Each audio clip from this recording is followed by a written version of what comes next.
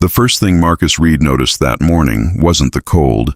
It wasn't the unpaid bills stacked neatly on the kitchen counter, or the empty fridge humming louder than usual. It was the silence.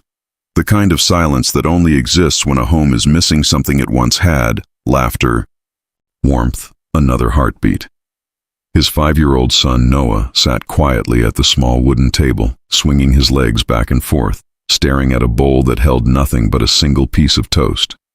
Marcus stood in the doorway for a second longer than he should have, watching him, memorizing him, because every morning felt like a fight now, and every morning he feared what he might lose next. That was the moment Marcus whispered to himself, barely audible, like a promise he wasn't sure he could keep anymore, that he would not fail his son. And if you believe that kindness and second chances still matter in this world, take a second right now to like, comment, share, and subscribe to the channel, Home with Dad, because stories like this deserve to be heard. Marcus didn't say much as he walked into the kitchen. He smiled even though it didn't reach his eyes, and gently placed his hand on Noah's messy hair. The boy looked up instantly, his face lighting up with a kind of trust that both warmed Marcus's heart and crushed it at the same time. That kind of trust meant everything, and it meant pressure.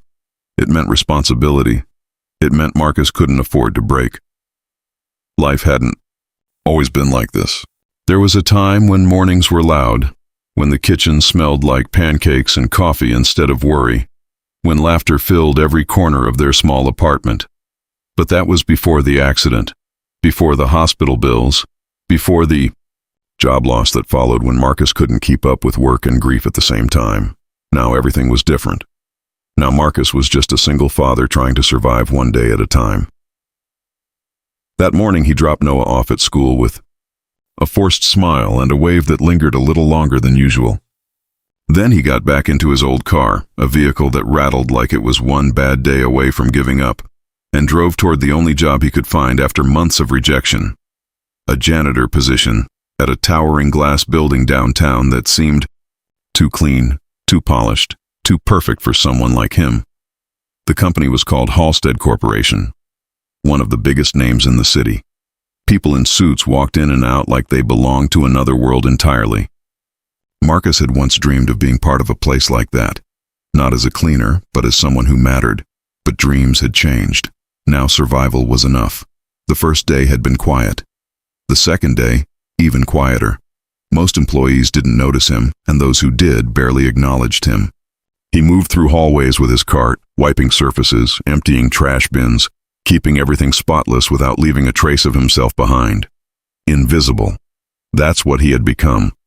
And strangely, he was okay with that. Because invisibility meant no questions, no pity, no explanations about why his life had fallen apart, until the day everything shifted. It happened just after noon. Marcus had been cleaning the executive floor, an area that was almost always empty during lunch hours. The offices were larger, the furniture more expensive, the air somehow quieter, like even noise knew it didn't belong there. He was wiping down a long glass conference table when he heard footsteps behind him. Slow, controlled, heavy with presence. Marcus turned slightly, expecting another employee passing by. But instead, he found himself face to face with someone he instantly recognized, even though they had never met: Ethan Cole, the CEO of Halstead Corporation, the man who owned the building, the man who made decisions that affected thousands of lives, the man whose face appeared in business magazines and news articles, always described as brilliant, ruthless, untouchable, and now he was standing just a few feet away, watching Marcus. There was something about the way Ethan looked at him, not dismissive, not curious, just observant. Like he was trying to understand something that didn't make sense. Marcus immediately lowered his gaze and stepped back slightly, out of instinct, out of respect, out of the invisible line that separated their worlds. He expected the man to walk past him. He didn't. Instead, Ethan spoke, his voice calm but firm, cutting through the silence like a quiet command.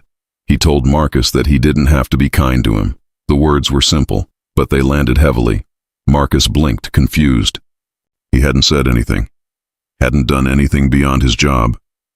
But something in the way he worked, the way he carried himself, the way he moved carefully through spaces that weren't his. It had been noticed. Ethan's expression didn't change. He explained in a detached way that most people tried to impress him, tried to smile too much, speak too carefully, act in ways that weren't real. He said he didn't need that. He didn't want that. He told Marcus that he could just do his job. Nothing more. Then he turned and walked away. Just like that. The encounter lasted less than a minute, but it stayed with Marcus long after. Because for the first time since starting the job, someone had truly seen him. Not as a janitor, not as invisible, but as something human. Still, Marcus didn't overthink it. Life didn't give him the luxury to dwell on moments. He had responsibilities. A son waiting at home. Bills that didn't care about feelings. So the next day, he showed up like always. Worked like always. Moved. Quietly, respectfully, with the same careful attention to detail. And when he saw Ethan again, because now their paths crossed more often, he didn't act differently. He didn't try to impress. He didn't try to speak. He simply nodded slightly and continued working. Kind, but not forced. Respectful, but not performative. Real days turned into weeks, and something subtle began to change. Ethan started noticing Marcus more. Not because Marcus tried to stand out, but because he didn't. Because in a world filled with noise, Marcus was steady. In a place filled with ambition and ego, Marcus was grounded. And in a company where people often pretended, Marcus was real. One afternoon, Ethan watched from a distance as Marcus helped an older employee pick up a stack of papers that had fallen. There was no audience, no recognition, just a simple act of kindness, done without hesitation, without expectation. That moment stayed with Ethan, because it reminded him of something he had long forgotten, what it meant to be human. Ethan's life was the opposite of Marcus's. He had everything money could buy: power, influence, control, but his world was empty in ways that couldn't be fixed with success. He had built walls around himself, walls that kept people out, emotions out, weakness out, because that's what it took to survive at the top. Or at least, that's what he believed. But Marcus didn't live like that. Despite having almost nothing, he gave. Despite struggling, he showed kindness. Despite being told he didn't have to, he never stopped. The turning point came on a bright afternoon. Marcus received a call while cleaning the hallway. It was the school. Noah had a fever. Marcus's heart dropped instantly. He left his cart, informed a supervisor quickly, and rushed out of the building without thinking twice. When he arrived at the school, Noah was sitting in the nurse's office, pale and quiet. Marcus scooped him up gently, holding him close, whispering reassurances that everything would be okay. Because that's what fathers do, even when they're not sure it's true. He took Noah home, stayed by his side, placed a damp cloth on his forehead, and watched over him like nothing else in the world mattered. Because nothing else did. The next morning, Marcus returned to work, exhausted but determined. He couldn't afford to lose this job. Not now, but when he arrived, something felt different. He was called into the main office. Confusion settled in his chest as he walked in, unsure of what to expect. And then he saw Ethan sitting there, waiting. The room was quiet. The kind of quiet that makes your heart beat louder. Marcus stood there uncertain. Ethan looked at him for a long moment before speaking. There was no anger in his voice, no judgment, just something softer. He told Marcus that he knew about yesterday, that he had seen the way Marcus left without hesitation, that he had asked around and learned about his situation. Single father, struggling, still showing up, still being kind. Ethan leaned back slightly, his expression thoughtful, and then he said something that Marcus would never forget.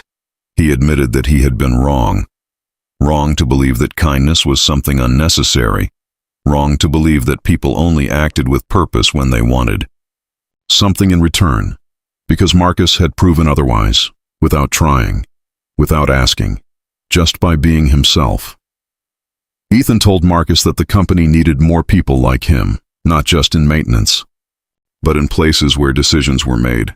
He offered him something Marcus never expected, an opportunity, a chance to step into a new role within the company. Training, stability, growth, a future. Marcus didn't speak right away, because for the first time in a long time he didn't know how to.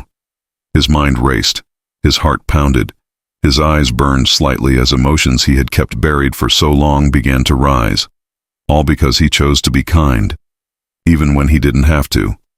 Life didn't change. Overnight, it never does, but that moment changed everything. Marcus worked harder than ever, balancing his responsibilities, learning new skills, building a future piece by piece. And through it all, he never lost the one thing that made him who he was, his kindness, his humanity, his heart. Noah got better. Smiles returned. Laughter slowly found its way back into their home. And Ethan changed too. He became someone who listened more, who understood more, who allowed